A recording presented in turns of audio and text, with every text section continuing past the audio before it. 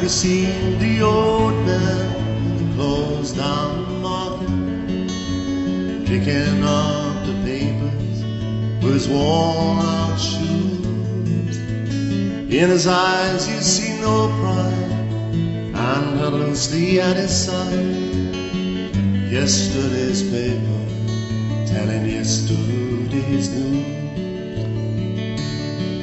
So how can you tell you're lonely, and you say for you that the sun don't shine? Let me take you by the hand and lead you through the streets of London.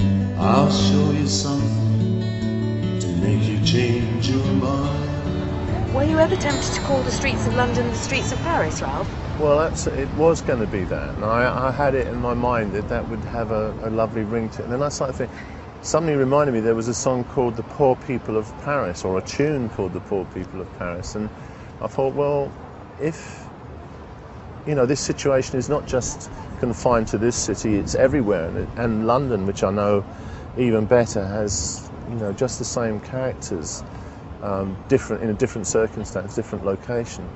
So I just started reworking it, but I have, hand on heart, I don't think it would have been written had I not been here, and certainly the tune was here. I remember I mentioned earlier about, you know, all the musicians around. It was a guitar player called Gary Peterson who said to me, "That's such a pretty tune, man, you should write some words to it, you know."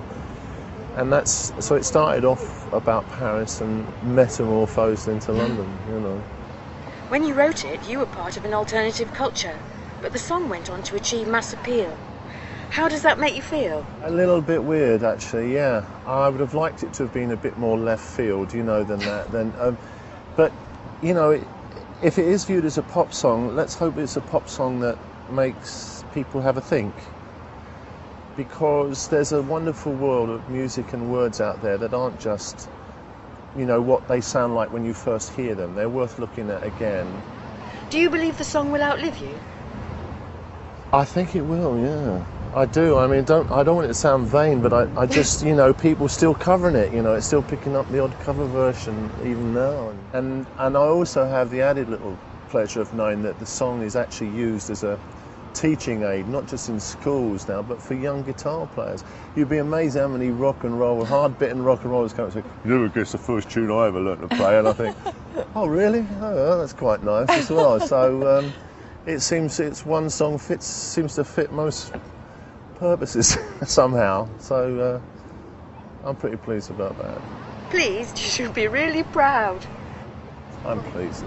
Go on, where's the Ivor Novello? When I got it, my publisher said to me, the late Simon Platt said to me, "You'll find it very handy if you're keeping the coal hole door open."